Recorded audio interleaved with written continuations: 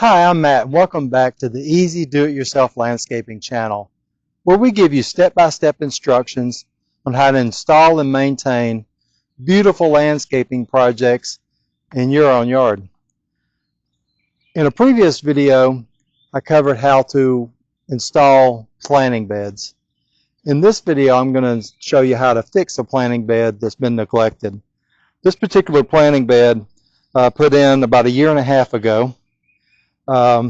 In the last year, I haven't done anything to it. Normally, I get out about once a month or so and just kind of pinch up any kind of stubborn weeds that have come up through the bed and kind of clean them up a little bit.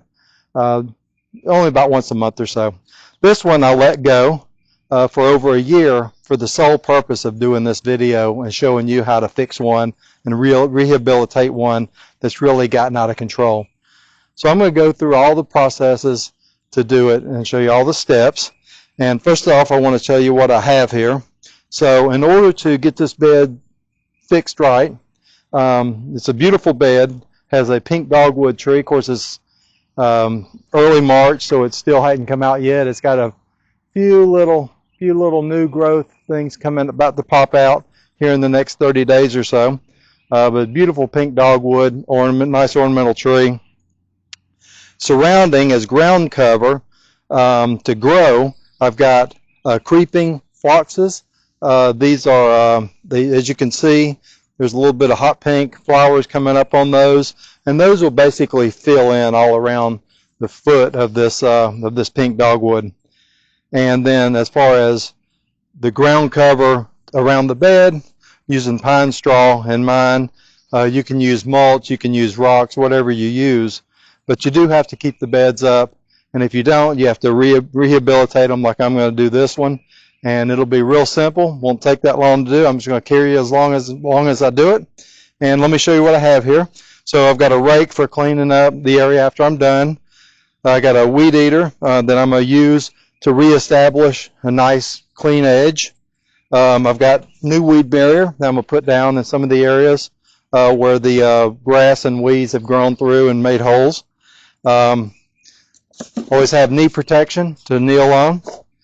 Whenever you use a weed eater, always got to use safety glasses. Got some gloves just in case I need those. I've got nails for putting the new weed barrier down. As I mentioned in one of my previous videos, I use these 3-inch roofing nails to secure my weed barrier down to the ground. You can use landscape staples, but they're expensive. A box of 100 landscape staples is as much as this box of over 600 roofing nails, and they work just as good. They got a nice big head on them, and they're long enough to hold it down. I've got some scissors just so I can cut the weed barrier. I've got a bale of pine straw here as I put down around my plants, and I got a bucket for throwing. I'm going to pinch up a few of these stubborn grass and weeds that have grown up in here. I'm going to throw them in the bucket so I can dump that later. And that's everything I'm going to need to do this project. So let's get going on this. All right, so the first thing I want to do is I want to go ahead and take the weed eater and establish a nice good circle. So don my safety glasses. It's always a good idea to do that. I'm going to set this for edging. And I'm going to go around and get this done here real quick. It won't take just a minute. Make a nice clean circle.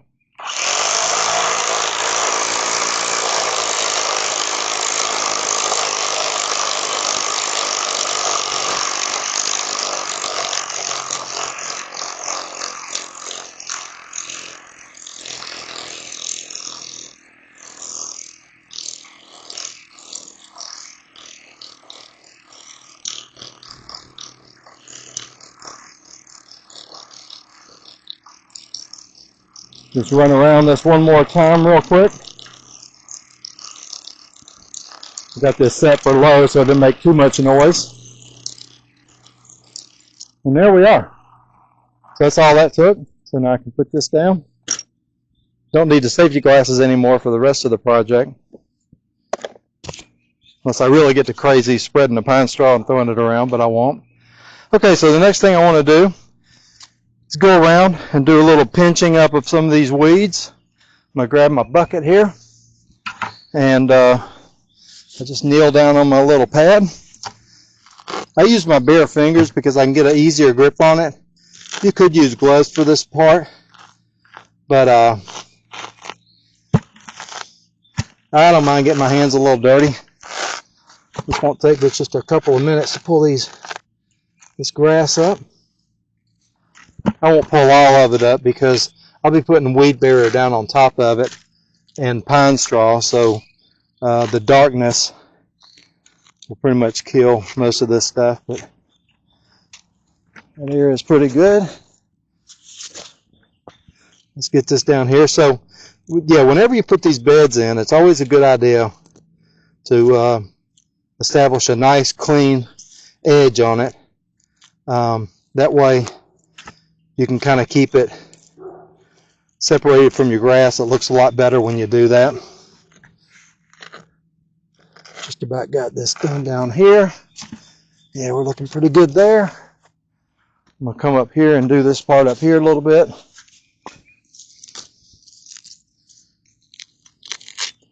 I said I don't need to pull all this up because a lot of this will die once I put the weed barrier down on top of it.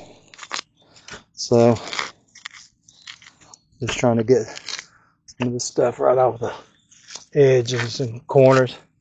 It's really muddy out here because we had some rain last night, so actually makes it a little easier to do it, but it's a kind of messy on your fingers. But I'm not going to worry about that too much. If you're going to do it yourself landscaping, you'll get dirty sometimes. So yeah, we're looking pretty good. It's not too bad.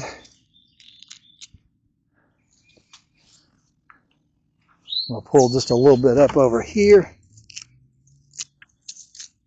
I said I don't need to get all this up. I think that's good enough. I'm going to wipe my hands off a little bit with the trusty old paper towel, just so I'm not too muddy.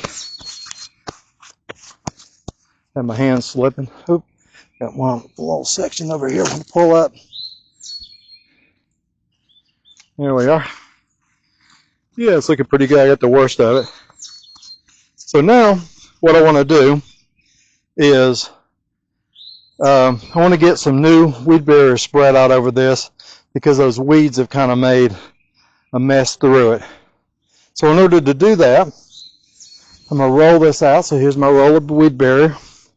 I'm using this brown weed barrier. I always buy either the premium brand or premium grade or the professional grade. It's a little bit more expensive than your standard weed barrier, but it lasts a lot longer, and so you get a lot more use out of it, you get a lot more success out of it. So I'm just going to take this, set it out here. I want to set it, anytime you're doing a bed with a curve, you want to set the weed barrier beyond the bed, nail it down out here in the grass just to get it good and stable for you. You want to overlap over here on this side by a few inches, and then you can cut that out. And then just take this and roll it all the way out all the way past the end of your bed, because that way you don't have to piece in little sections. So I can always cut all this out, and I'm going to show you how to do that in a minute.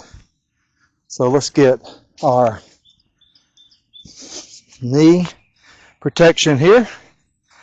Now the first thing I want to do is cut out for these plants that are on the ground, so you kind of lift it up and see where they kind of end up, and just give a nice big round cut around where that's going to be, which looks good.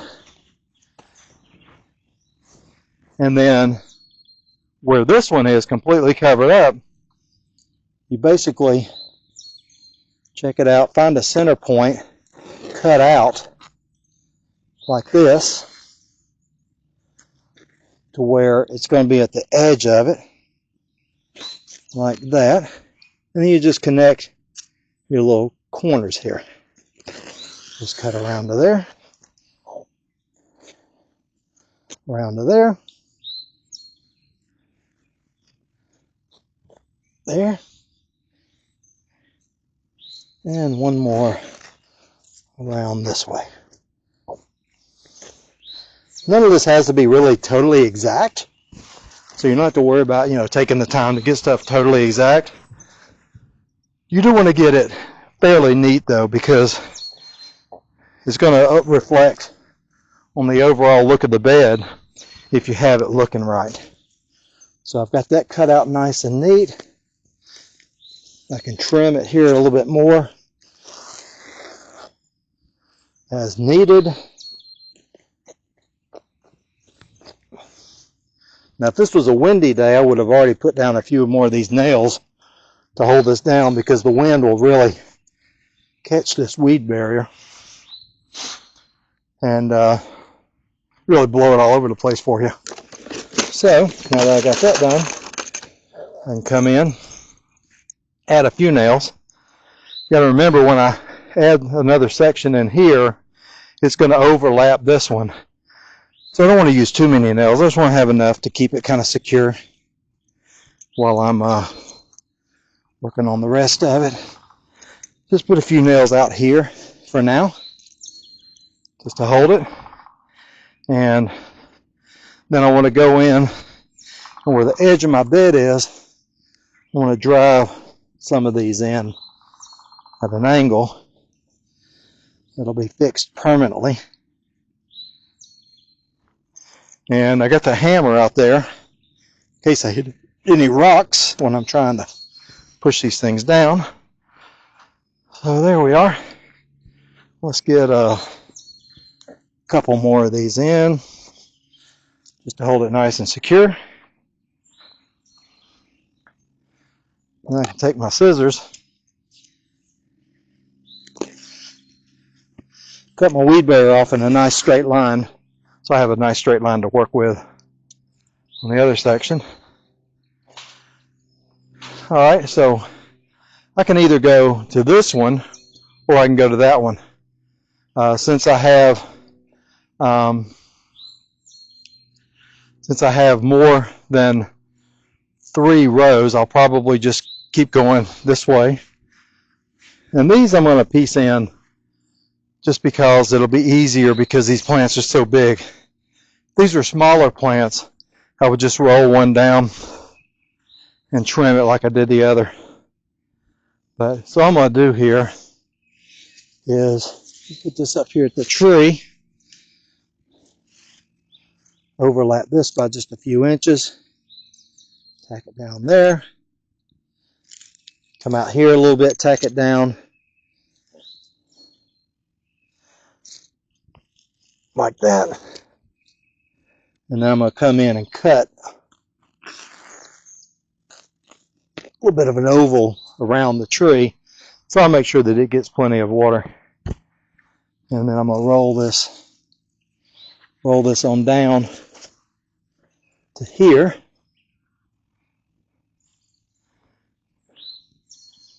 Cut it off beyond my circle.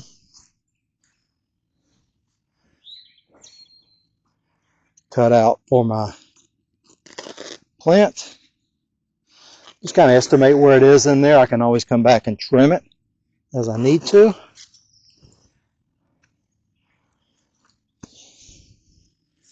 Just a little bit more down on this end.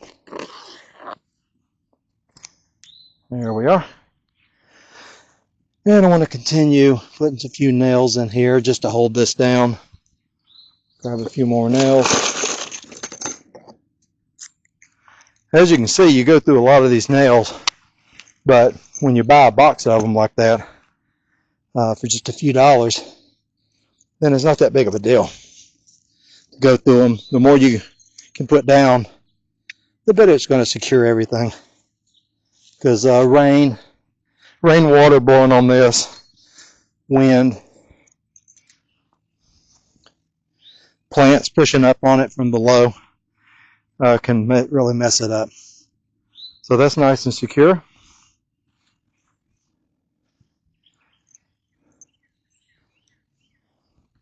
So I'm going to finish the rest of this procedure.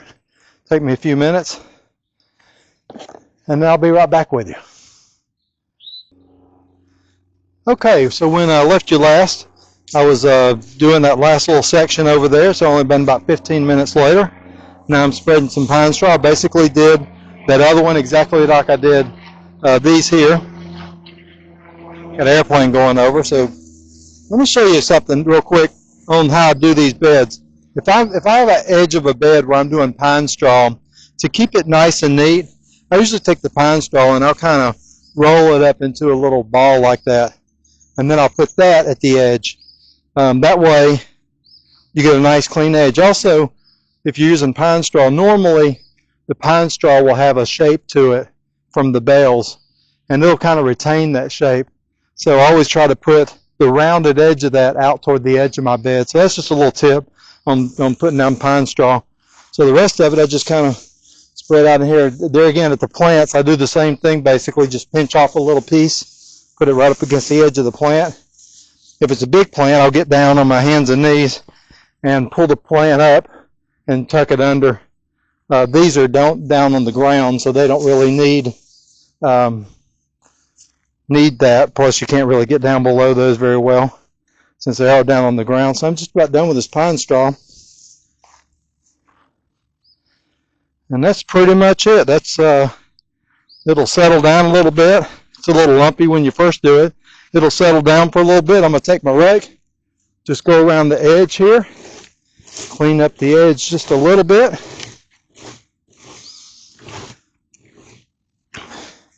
Throw some of this extra pine straw just in there just to give me a little more. Another thing that I do is I'll take my foot and I'll go around the edge and just lightly just push in when my foot turns sideways and just kind of push that pine straw in to make kind of a wall.